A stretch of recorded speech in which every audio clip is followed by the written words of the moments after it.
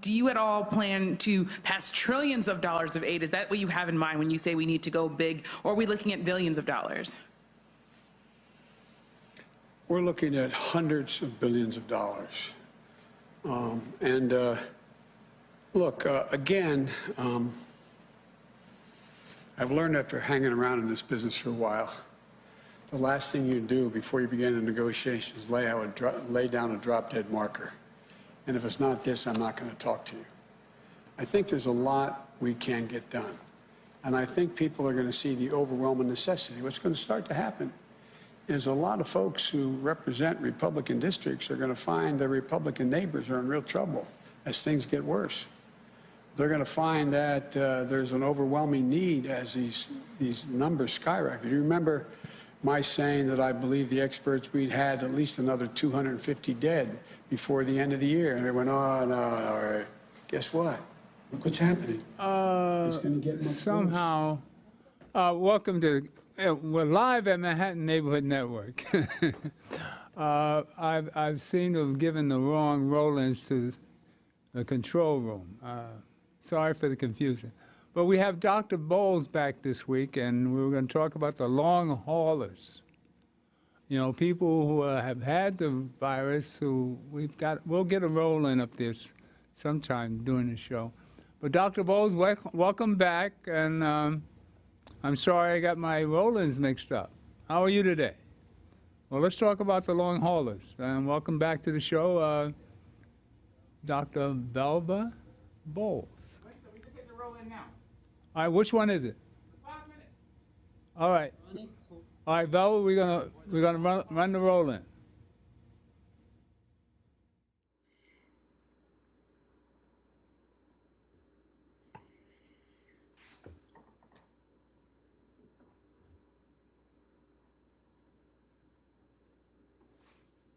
Hey guys, the topic of this video is chronic COVID-19, or the Long Hauler Center program that Dr. Bruce Patterson, the CEO of IncelDX, myself, and several of our other partners are launching.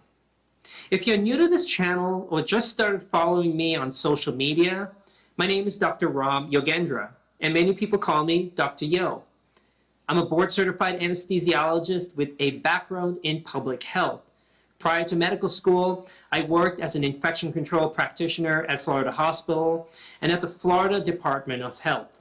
So several months ago, many of you on social media brought to my attention about COVID-19 survivors who are experiencing and complaining about a new onset of symptoms ranging from fatigue and malaise, brain fog and memory loss, hair loss, burning sensation under their skin, cardiac and respiratory problems, and countless more. What was startling to me was how these symptoms and complaints persisted weeks and months after the initial infection. Many shared with me that their healthcare providers were putting them through a gauntlet of tests, if those tests were even offered to them in the first place. And when these tests came back negative, many were dismissed as having anxiety, depression, PTSD, and hypochondria. So I started doing some investigating to see if some of these chronic complications were also observed in previous coronavirus outbreaks, more specifically SARS and MERS.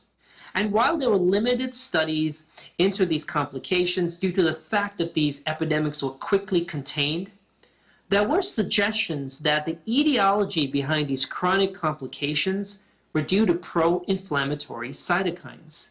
And I made some videos regarding cytokines before, which I'll post links to them in this video. But simply put, cytokines are messenger proteins that are secreted by immune cells to coordinate responses and to communicate. So in my discussions with Dr. Patterson, we hypothesized that these cytokines were indeed the etiology and reason behind these chronic COVID-19 symptoms. And using the patented cytokine kits that Dr. Patterson had developed, we started to test this hypothesis. And what we discovered was that there was a heterogeneous pattern of elevated cytokines compared to normal controls in chronic COVID-19 patients weeks and months after their initial infection. Many of these patients had no medical history and were taking no medications prior to COVID-19. And what is even more exciting is that Dr. Patterson just recently discovered the immune signature of chronic COVID-19 or long haulers using an algorithm that his bioinformatics team has determined is 100% sensitive and 100% specific. What this means is that we can finally prove that chronic COVID-19 exists. It's not in your head and it's not made up. You were right all along, and we can prove it. And what is even more exciting than all of this is that we strongly feel that by using this data and research, we can deliver precision medicine to potentially treat chronic COVID-19 patients by targeting their elevated cytokines using medications already available to us. Dr. Patterson, his team, and myself will be releasing the report of this research by the middle of November 2020. Many of you have asked, is there a website and how can I get more information? So at the time of this video, Dr. Patterson's company, IncelDX, is in partnership with MD Biosciences, and they are in the process of validating these kits, which we expect any day now. And once we get the green light, the website and the infrastructure go live, and you'll be able to get onboarded through our chronic COVID website. So after you get your blood work analyzed, our team of physicians will make treatment recommendations based on your immune profile. We are aware of the mental health aspects and toll of COVID-19, and thus we're going to be offering you a holistic approach to get you back up on your feet again. We're doing this by partnering up with a Silicon Valley mental health telemedicine company who are going to be providing you with mental health support and counseling and continuous assessments of your treatment. Through our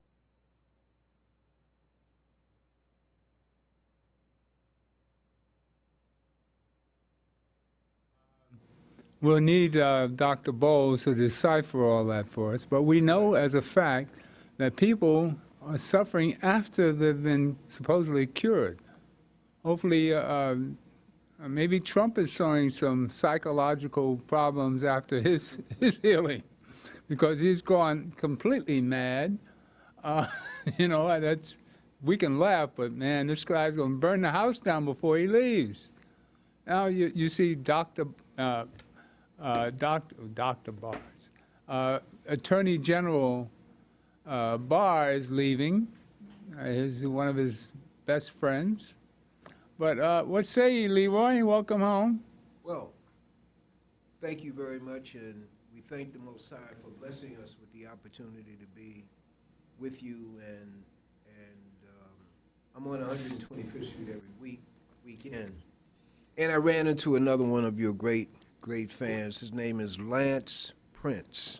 Lance Prince. Lance Prince from Queens, and he said, "Hey, I can't see it in Queens anymore." Ah, yeah. So, but that's just an indication. Nice guy. We have to give him the website so they can watch it on. Right. On the website. So, what I got from that, actually, the second opinion, which you're going to show later on, is long haulers. On the second opinion, the series run by Los Angeles Times. Mm-hmm. What I got from that was verification of what Dr. Bowles has been telling us about how black people get poor health care. Mm-hmm. Even if they have the insurance, the attitude of one of the doctors with one of the long haulers was, when she was trying to show him some research that she had dug up explaining what she was going through, he said she was too pushy. She was too aggressive. And I can envision that happening in hospitals whenever you ask these guys questions. But you go to Trump, what came to mind on Trump, I'm shifting, what came to mind on Trump is that he threatened someone at the FDA if they didn't sign off on the vaccine by last Friday, they would get fired. I don't know whether you were aware of that. And I said, why would he do that except that He has shares in the company. black people were supposed to get the first shots.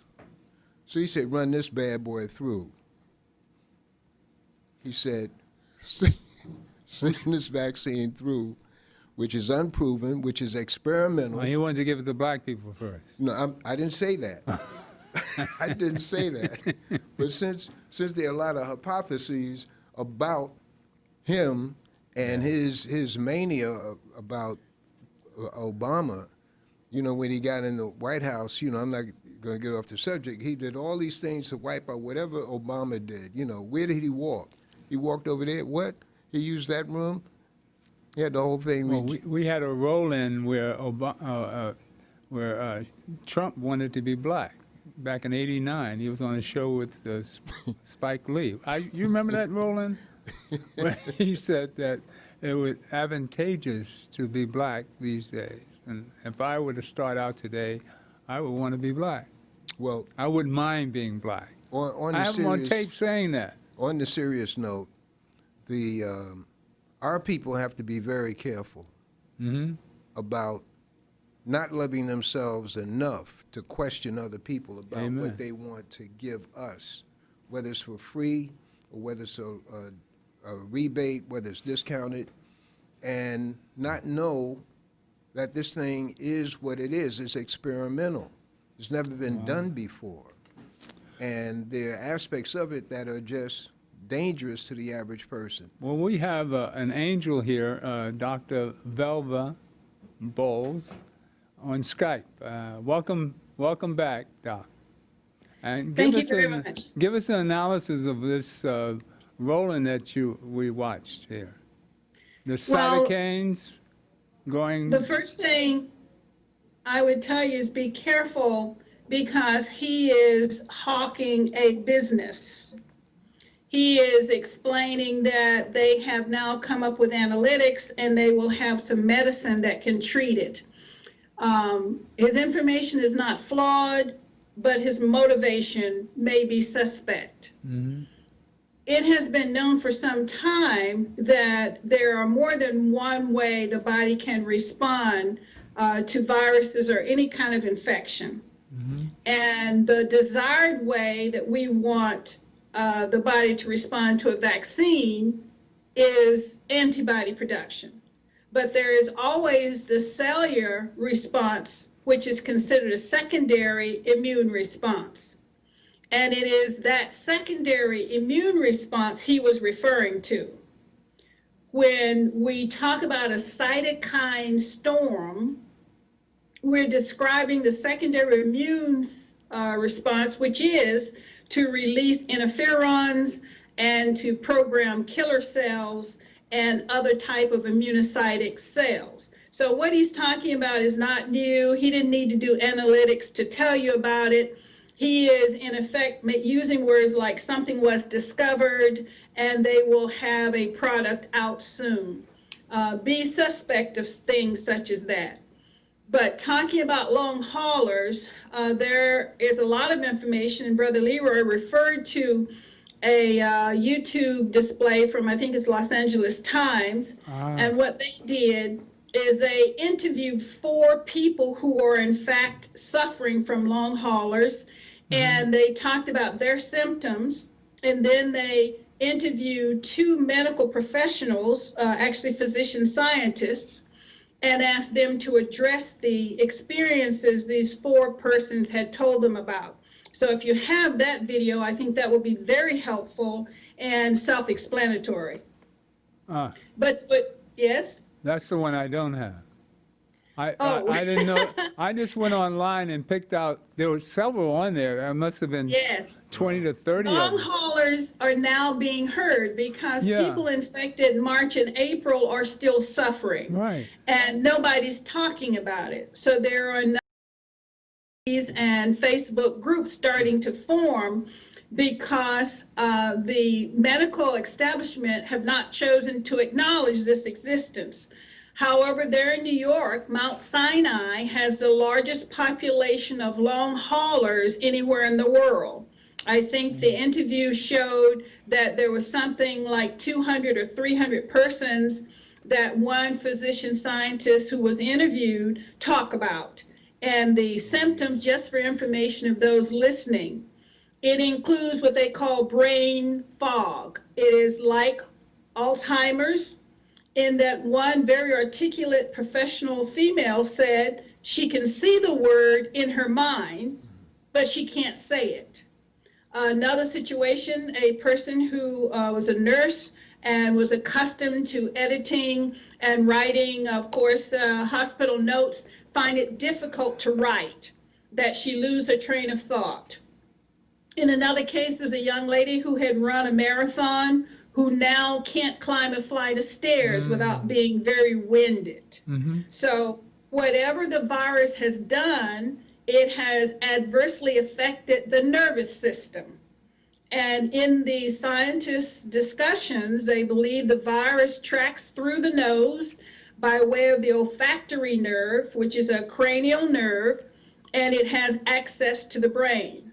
And people who have these symptoms would have had a heavy viral load, and during their infection, they may have cleared it through respiratory, but it never was cleared from the brain and neural tissue. There are some people who suffer from extreme fatigue, muscle fatigue. One instance of someone who had a mild paralysis. We know something similar to this called Guillain-Barré. They didn't say Guillain-Barré, but the symptoms were similar. And Guillain-Barré is also started with a virus. So we do know that COVID-19 has more than just you get infected and you get well or die. That's the way the news media talks to you. COVID, you can get infected, you can result in a heart attack, a stroke, you can have amputations, or you can become a long hauler and you can die. So there's a lot more to it than just a simplistic reporting that we get on the news with hospitalization and death. Well, if you were to be able to speak to President Biden about all this, what would your suggestions be as a resolution to all this? Well, I think in the front lines, we need to tell the people the truth. Okay. I was on a conference early this morning, and believe it or not, just before the Skype call, a young lady from Virginia, who's also a physician and a retired military personnel, who was so excited to having seen your last broadcast where we talked about COVID-19. She wants to join and say anything she can do. Okay. And in our short discussion, here's what we both agreed on, that now that the COVID-19 has revealed the travesties of healthcare for Black Americans, it need now to stop trying to trot out symbolic people. I think you saw Dr. Fauci want to tell everyone a Black woman helped develop the Moderna vaccine, and I felt that to be very patronizing and offensive. I'm glad that this young lady worked for whomever and helped to develop it, and I hope she got well paid. But that does not signal to Black people run like a sheep following a shepherd and let them stick this needle in you. What would I say to President-elect Joe Biden? Number one, if there's a opportunity for Black Americans to get the vaccine, such as the intensive care nurse there in New York City, I think was the first to be inoculated or immunized, they must have a secondary follow-up team. Cuba does it, and it's easy to be implemented. What do I mean? It is indications that this particular vaccine can cause an anaphylaxis response in some people. And what's that? And the persons who can, anaphylaxis means you itch, you turn red, you can have a fever, and your throat can swell up, your tongue can swell up, and you can die. So it's serious. That's an allergic reaction? It is allergic reaction, severe. Okay. And those who are at risk for such a reaction include people who have asthma, who have any kind of allergy to foods, anyone who has allergies to other medications. Penicillin? They should, I'm sorry? Penicillin? I'm allergic to penicillin. Penicillin, well, that would make you a candidate not to take the vaccine because, and Fauci kind of dismissed it by hand. He said it's an anaphylactoid-like reaction, but we can handle that. You can handle it if the person is standing in front of you. You can handle it if the person has an epinephrine pen that they can self-administer. But if you happen to be a Black person and you have symptoms, who will listen? So if the nation is saying, okay, we need to develop the trust of Black Americans, and that's a population we need to definitely humanize, then you need to have a special squad called follow-up squad. And if Black people or any Black person who has any reason to have concern should have someone follow up with them 12 hours after the vaccine, 24 hours after the vaccine, 3 days after the vaccine, until there is satisfaction that this person is no longer at risk for an adverse response to this vaccine. You cannot have people stand in a line, give them a shot, have them go home and forget it. We've already seen Black people do not have equal access. They do not get the attention when they complain of something that is not first sanctioned by the medical establishment. So if they're going to encourage Black participation, I think they need to have a separate follow-up situation established, that they have home visits, telephone call-ups, or something where there is documentation that there was no adverse effect of that vaccine. And I think it should be extended to a minimum of 7 days. Now, what is equally important, everyone, there is no data on a messenger RNA vaccine as to can you get some kind of reaction a month later. I'd have to say I don't know. 2 months later, I don't know. And guess what? No one else does either. What is going on right now really is a very big clinical trial 3. There has not been any testing, observation, or data collected on many of the populations that they're giving the vaccine. I didn't see anything with an obese Black female with diabetes and hypertension and marginal renal failure. But that's the person they're targeting to give this messenger RNA vaccine. The other thing you should know is the vaccine is not recommended for children. So anyone under the age of 16 should not get the vaccine. Now you would say, well, gee whiz, why is that? For the very reason I told you. They can't predict how this will interact with a growing child. They can't tell you if this messenger RNA, which is the Moderna's, or the Pfizer's is a messenger RNA, AstraZeneca is a DNA. The Chinese vaccine is an inactivated virus itself, which is the old-fashioned method. So we need to become educated about what exactly is being injected in my body. So my advice when they ask me, should I get vaccinated? Your choice. Are you willing to be part of this giant clinical trial? Well, that's exactly what it is. Yes. I'm sure Mary has a lot to say. We were talking about the long haulers in the car coming down, and I'm sorry I didn't have the correct video. I picked out several, but the one you had suggested I don't have at hand. But Mary, you have something, and welcome home your sister there. Yes. Thank you, Mr. Gilchrist, for inviting me back again. Oh, your family, baby. As usual, I give God the glory for putting you here and allowing us to have the opportunity to hear from you. And my brother Leroy, you're always inspirational. Praise be to I Allah. would like to go back again and remind everyone that one of the main things that I'd like for them to take out of these presentations is that we are using this as a tool for kindergartners or pre-kindergartners. I want us to learn. One of the things, Dr. Bowles, that you have mentioned lays very heavy with me because a lot of our people have allergies, allergic to shellfish, shrimp, lobster, peanuts, different allergies. And a lot of these same individuals do not have primary care doctors. So if they line up to go get this vaccine without having a primary care physician to tell them up front that they could be allergic to it, what's going to happen? I'm not trying to promote fear. I'm trying to have us educated. So by you telling us this today, no one really talks much about it, at least not on the mainstream television, your eyewitness news, your whatever you watch 24 hours. You're not hearing this. So what I want is for us to be mindful that if we do not have primary physicians that we visit and take care of us on a daily basis or weekly or monthly basis, do your homework. Don't just run online because it's free and they're making the vaccine free. Don't just run online and take it.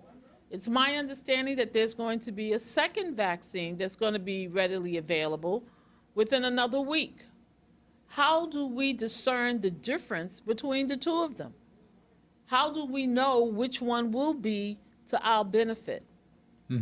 So I stress pregnant women, women that think that they're pregnant, that have not been actually certified, whether they're 1 month, before you go out, check. Find out what your allergies are. And I stress that. So again, I'm very happy that you have made contact, and as a result of this particular talk show, that more and more people are becoming more diligent with understanding things on a basic level, because we did not understand that. And when we hear in general news, even the outbreak of persons that have contracted the virus that was in the White House, we only heard about a few people. It's my understanding that there's over 35 individuals that came in contact through the White House that contracted the virus, and some of them are not doing well. And not everyone has received the same treatment, such as what the 45 received, such as what the attorney Giuliani received. So again, these are the concerns that I don't think that we need to be panicking. I think that we need to educate ourselves to understand. All right. It's not a one-size-fits-all. You know, here at the Gilchrist Experience, we always like to present the problem, as everybody does. But we're going to have to come up with some solutions. So you're a welcoming sight to President Biden, because he's got a heavy load on his back, boy. To try to clean up the mess that Trump has left behind is going to be a, you know, and he's still got 100 million people on Twitter. All he has to do is say a couple of words, and 100 million people respond. Yes. I mean, this is the real control. So any nutty idea comes out of his brain can be, without him being president. You don't think this guy's going to go away? He'll probably be twittering from prison when we put him in jail. They allow Twitters and well, anyway, I add humor to this because I think we need to come up with some solutions, Dr. Bowles. Now, what do you have any solutions for Dr. Biden, President Biden, to solve these problems? Well, I'm going to speak to the people first, since I haven't had an invitation to the White House yet. Okay. The people that are listening, I think Mary gave you some very good advice. Don't just think it's okay because someone on television said it was okay. If you do not have good health care follow-up, and if you do not know your medical history, I'm here to tell you in all sincerity, there is a risk. It is not free. It is to the advantage of the United States to get what they're calling herd immunity. So I want to speak about herd immunity. Just because you get the vaccine, it has not been proven that it stops transmission of the virus. That's Right. a very hotly debated question. They've been saying that. Huh? They've been saying that. Emerson, I've been hearing that. If you take the vaccine, everybody I've talked to that aren't in the medical field think that means, wow, yippee, now I'm safe. The answer is no, you're not. Okay. In fact, when you take the vaccine, within the next 48 to 72 hours, you may be infectious. Okay. And that is of concern. I don't know if any of you have, those who have done international travel, when you take certain kinds of vaccines, they will tell you, do not go around pregnant women, do not go to anyone who has immune compromise. They literally advise you not to go in the presence of those persons because the vaccine has, for a temporary period, made you infectious. There is no clear evidence whether the COVID-19 messenger RNA vaccine can make you infectious. So you go get the shot and you weren't sick and you weren't infectious. And because you took the vaccine, you go home and now you are infectious for the next 72 hours. No one is talking about this. And the conversations I've been party to, the answer is we don't know. They said, does this prevent you from spreading it? We don't know. Are you shedding the virus? Once you start making that protein, can you now be infectious? We don't know. So be aware that you get a shot. You have to wait 3 weeks if it's Pfizer before you get your second shot. Mm-hmm. So, and after you get the second shot, you must wait 1 week before your body has, if it's going to make antibodies, it has made sufficient antibodies to render you immune. Therefore, 1 month after you get your first shot is as soon as you can expect to be immune. So don't think because you went today and got a vaccine shot, you are protected. You are still at high risk during this entire holiday season, right from Christmas into New Year, right into middle January. So the vaccine being given here December 15th, 16th, and so forth gives you no protection before the middle of January 2021. It is not the silver bullet. I've heard people say, thank God we're going to have the vaccine before Christmas. None of the vaccines are capable of providing immunity to anyone effective before mid-January. And no one's saying that, but you need to know. I agree you have to get started sometime in order to finish. But please understand, getting the vaccine before Christmas means very little when it comes to how should you behave during the holiday season. You still need to be distancing. You still need the mask. You still need to be very careful. And there's a risk that the vaccine itself can contribute to the spread if, in fact, after the vaccine, you can still spread the virus. So that needs to be known. Dr. Bowles, see, that's, Yes. again, that's one of the reasons why I think this particular talk is so important. Because people are being pushed to feel that once they get the shot, they're superhuman, they're immune, they can do anything. And that's misleading. That's misleading. So if nothing more, the public, whether you go and get the shot or not, please use precaution. Be cautious. And they're not telling people that. They've already had people hyped to look at their neighborhood pharmacist that's going to be able to line up them outside to give them the inoculation. And they're thinking they have it, so now they can go out. It's Christmas, New Year's, it's a party. So this is why I'm saying that this particular talk is so important. And if nothing more, if any of the persons that are a part of Biden's team understand they need to bottle this up, coin what Dr. Bowles has just said, and make it known. Coin it and give you credit for it. That you're the one that's talking about how to protect ourselves. It's like sending your child out without rain gear in the middle of a rainstorm. We have to take precautions, and we have to educate, and we have to talk about it. The ministers, any organization needs to be reminding people that because you get the vaccine does not mean that you're protected. You know, we started off the program talking about the long haulers. I thought I had Graham on the phone, and do we have Graham on telephone? I forgot. Can you set it up so Graham can call in? Graham, if you're watching, call in and talk about the long haulers. Your pastors had the COVID, and he's not having these side effects. But we've got to get to the cure. I think we start off saying antibodies is the real secret to all this. And that should be a private, public corporation to gather up the antibodies. So instead of the vaccine, at least we have a cure that we know doesn't give side effects. We see the president doesn't get side effects because he had the antibodies. Is that the answer? Is that one of the answers, doctor? And Graham, please call in if you can. You know the number.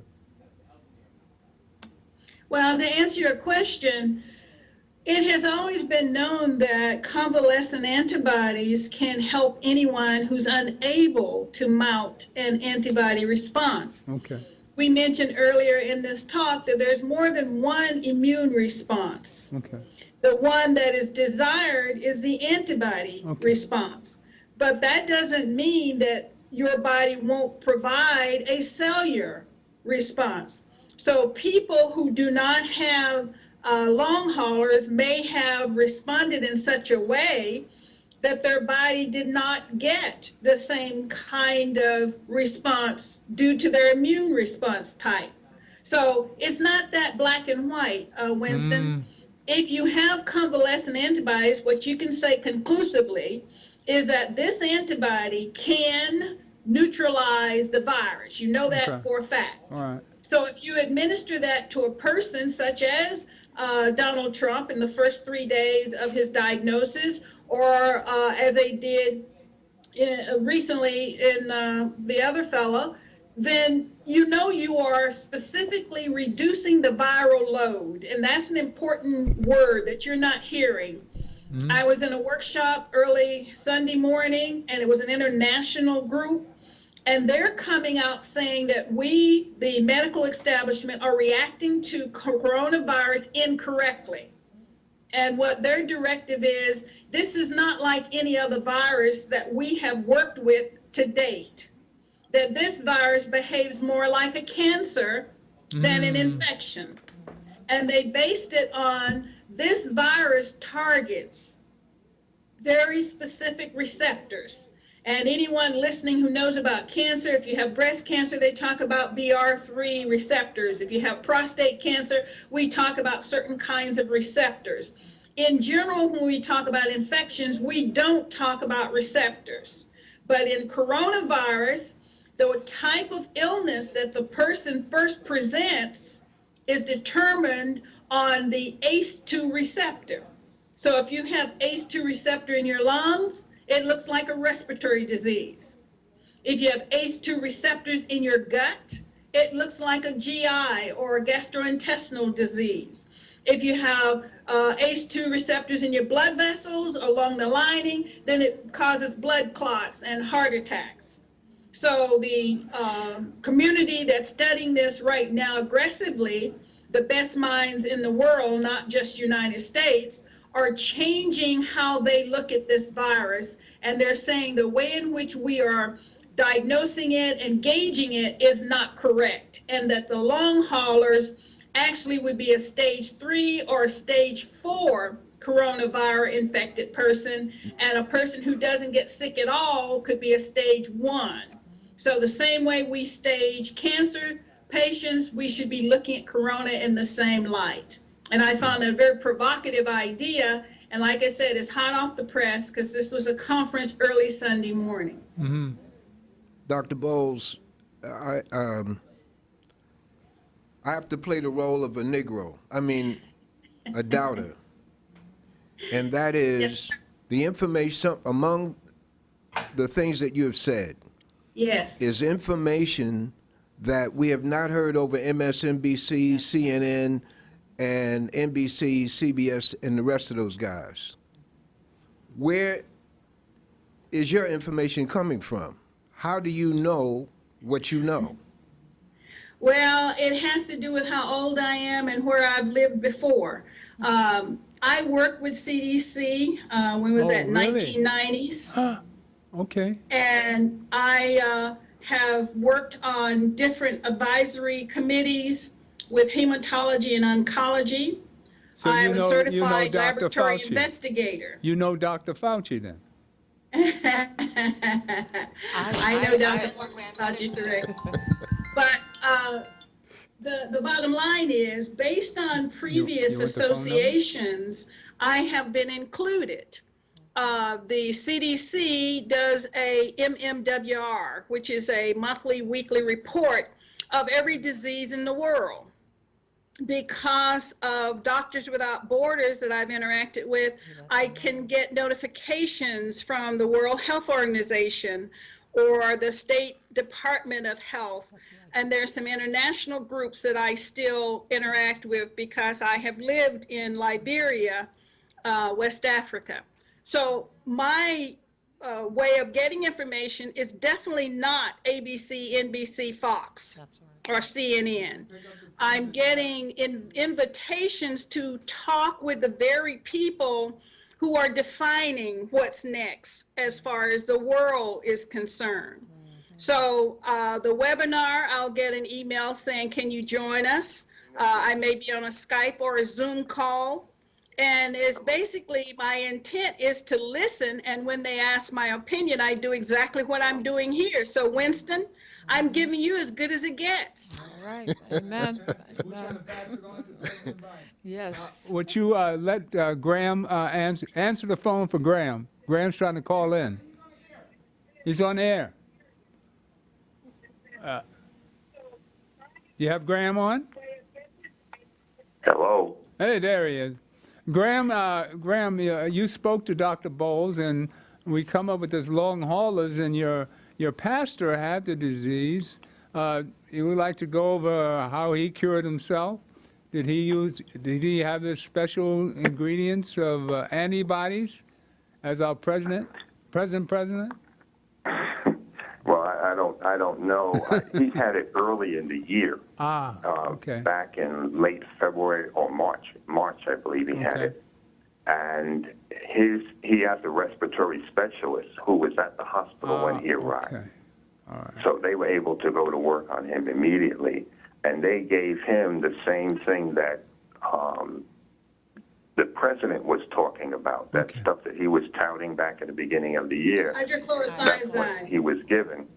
In addition, they gave him some other things because his feet had turned color. So they made sure that he didn't have blood clotting, because that's another byproduct. There was a guy on the news just yesterday who was head of security at the White House. Yes.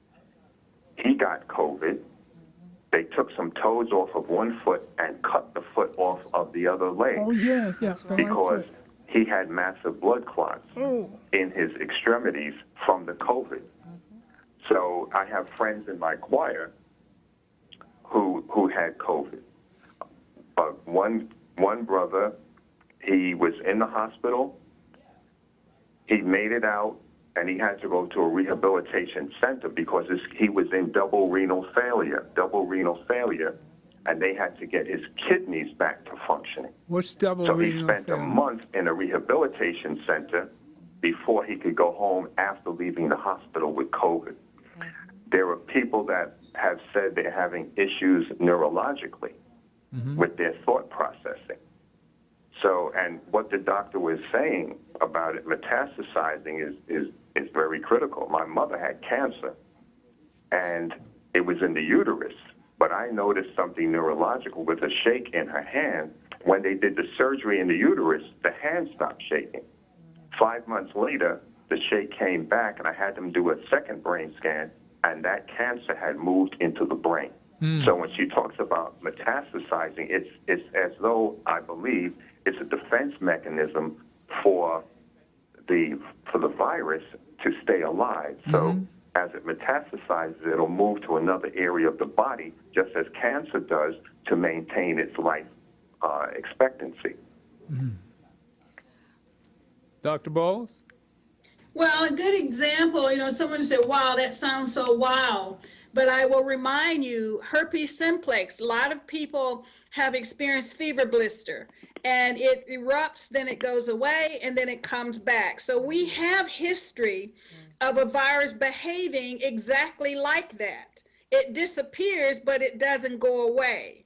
And it can reappear in different places at different times. So we already have the paradigm. We have an example of how a viral infection can appear, disappear, and show up somewhere else. So the thinking that I shared with you of these scholars from early morning discussions, it's not far-fetched.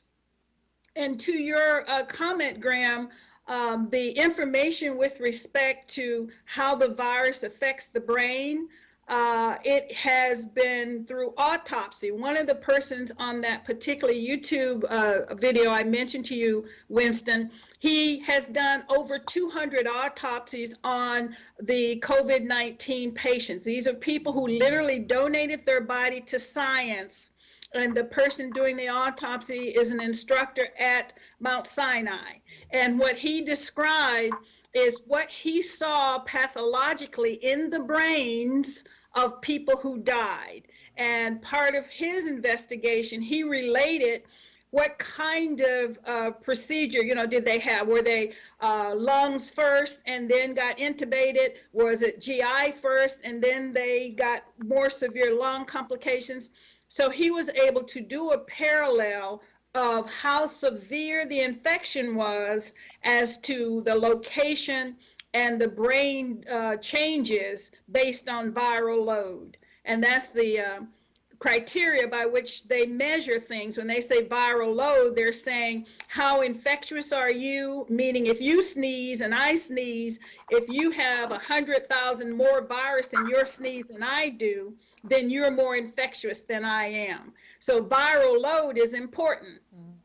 But that's not one of the criteria of measure when we hear it from your television set and your various news media. And that's their whole point, that the measures that they're giving out are inadequate to provide protection for us. And that's essentially what we're being saying every time you come on air, that we're getting insufficient information.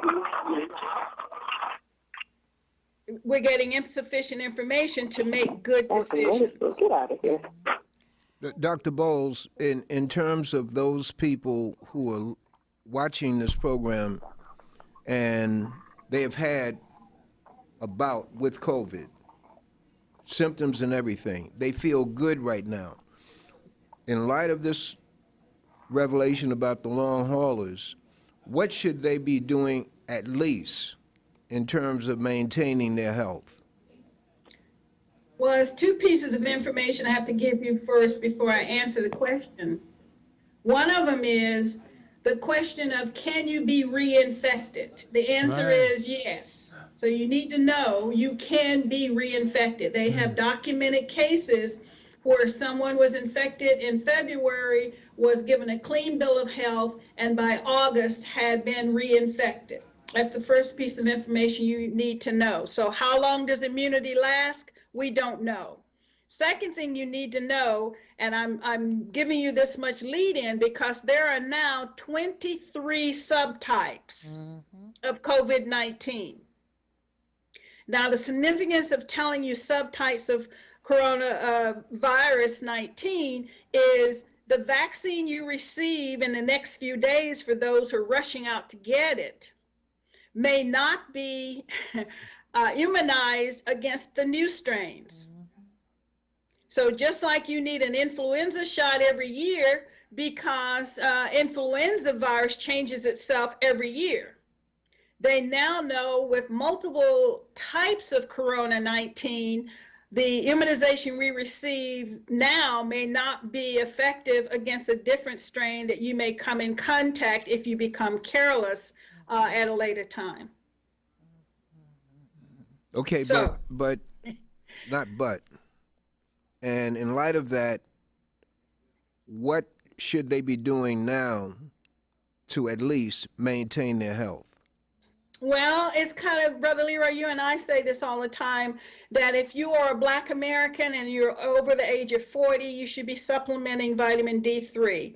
And it is because you're Black. Some things, you know, we want to shirk off and say, well, everybody. This is because of the pigment in your skin. Dark-skinned people who are not exposed to the sun 4 to 6 hours a day, then you will be vitamin D3 deficient because you will not have received enough of the sun stimulus to generate vitamin D sufficiently in your body.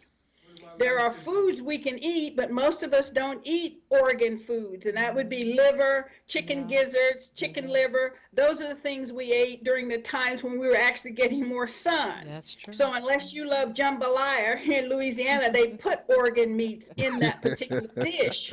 No, I'm saying you can get it in a certain No, it's dish. true. You So say if chicken you're in liver. Louisiana and you eat a lot of jambalaya, you might be getting vitamin D3. That's right. But if you're an office worker and you do not have sun exposure to 4 to 6 hours a day, you need to supplement D3. What about If you- light-skinned people? The darker you are, the more likely you do not have enough vitamin D3. So complexion does matter. So, You can get vitamin D3 measured. When you go to your doctor, they're going to give you the standard test unless you speak up. And I say this to all of my Black female who is premenopausal and menopausal, don't just go there and let them say, I'm ordering some blood. I said, ask them, what are you measuring? Yes. In your case, ordering the blood, if it's a Kim 7, none of those parameters are even relevant to a Black female with diabetes. If you're not getting a Kim 17 or an endocrine panel, they're just playing a game with you. They're sending in a bill and you're getting no benefit. So to answer your question, Brother Leroy, we need to take charge of us. You need to take charge of your body. If you are a female and you're 40 years old, you should have an endocrine panel. That's what you asked for. And what are you getting with an endocrine panel? They measure your thyroid, they measure your kidney function, they measure your pineal gland, your ovaries, and they will have your D3 because it is a hormone secreted by way of the kidneys. So you should ask for an endocrine panel. And I know people say, well, I went for a blood test because I went for an x-ray, and then they told me I got to get another blood test. And I'm saying, well, what are they testing? And the person doesn't know. I don't let anyone stick a needle in my arm and draw out blood and not tell me what they're going to do with it. It's your right to know. You gotta teach. So Well- D3 and what else? Vitamin D3 for sure. Vitamin C, as much as you can get, and I don't mean orange juice. I think that the orange growers did a great disservice. They've made Americans believe, and unfortunately many of my Black family and friends, that orange juice is good for you. Orange juice is no better for you than anything else. It has no more vitamin C than an apple. So orange juice adds weight. If you're giving children orange juice, oh, I gave them a glass of orange juice, and you're talking about an 8 to 10 ounce glass of orange juice, you are inviting your child to be obese. There's nothing magical about I've orange never heard juice. that That's a before. lot of sugar. I've Yes. never heard that before. It has a tremendous amount of sugar. Too much I've sugar. watched children go to say, well, I had pancakes and eggs and orange juice. And I'm saying, why would you add 300 calories to a breakfast that already has pancakes and syrup? If you remember it, many of us have a little long end tooth, as my mom would say. Orange juice used to be served in a 4 ounce glass. That's correct. Do you remember that? Small They had glass. something Yeah, called small juice glass. That's glasses. right. That's right. Yeah. That's how much juice you needed. You needed a 4 ounce shot. That's it. And kids now drink 16 ounces and 18 ounces and say, oh, it's orange juice. Or I bought him some apple juice. And you watch the child drink a pint. You're saying, what makes you think that's good for him? Teach, Dr. Bowles. Teach. Please teach. Teach. There's nothing you have to beneficial in teach. drinking a pint of orange juice or a That's pint right. of apple juice. Tell 'em. It's more beneficial to drink a pint of water. That's right. yeah. And this The elixir. again, Dr. Bowles, this is what I'm Water. talking about. Now, this is fascinating. Yes, every household that hears this.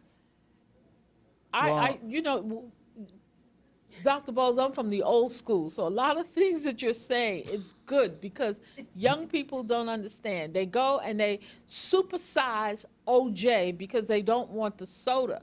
And I try to tell them that the OJ had just as much sugar. You don't need to supersize that.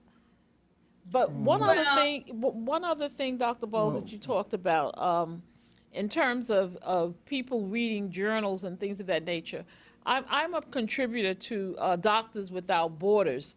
And Oh, really? yes, I've been involved with them for a number of years, and that's where I get a lot of my information from in terms of different things that take place. But I wanted to go back and talk a little bit more about the side effects of the COVID. If you've been exposed to it, I think that that is so important because a lot of people will confuse their symptoms as having something else. And a lot of people will ignore talking to anyone about their symptoms because people tend to keep their medical condition as private and don't want to share. And I think that we need to talk a little bit more about our health. We don't have to broadcast it, but we need to share. People that have had COVID are afraid to say they've had it. People that have had side effects don't know it because they're not listening. They're not going to watch the shows. And this particular show, again, I say they do watch. I just would like the message to go out. I'd like for all of the hospitals that have their programs to take that step and educate people a little bit more, teach, because they're talking about coming to us. And they have a lot of people out there now that's making it so easy for black people, and I'm going to stick with black people right now, to have this vaccination, knowing full well that they'll go home, they may live alone, they may be seniors, they'll take it, and they will not call anyone and tell anyone what their symptoms are, and they will not contact their physician. Why? Because their physician's appointment is scheduled for 3 months later, and they're not going to call and tell anyone. So, Dr. Bowles, again, I cannot tell you how important it is to have your voice, to have you bring out these points. And even though people may think that it's wow, it's so very, very important. And Very important. Dr. Bowles, we don't have enough time for you to answer all that. well, wait, I want to quickly shout this out, Mary, and I so appreciate how you are so diligent with the community. Everyone should know they have now approved a home COVID-19 Right. testing kit. Right. Yes. And you do Goodbye not to need Manhattan. prescription. Power to the people. God bless. And that's the end of Manhattan. God in me loves the God in you. Stay tuned for more. The Gilchrist Experience. Back to you, Dr. Bowles. We got a minute left. Well, I just want to make sure you know you now can get a home testing COVID-19. You don't need a prescription. Unfortunately, I don't know the price. I know AstraZeneca had a spit test, which most of the NFL people use, but the Right, new one okay. just announced is a nasal swab. Okay. All right. Beautiful. Leroy, you got Final 30 call, seconds. Minister Farrakhan. Black people escaping the enemy's death plot. Stop passing up black newspapers. Get the Amsterdam News, the Challenge, the Final Call. Yes. Get the community papers that are there for you. And the Caribbean news, And, too. and to the Bronx, we're coming up, and you in the Bronx, we're coming up every Friday at 10:30, Channel 70. Power to the people. God bless. Another good one. The Dr. Bowles.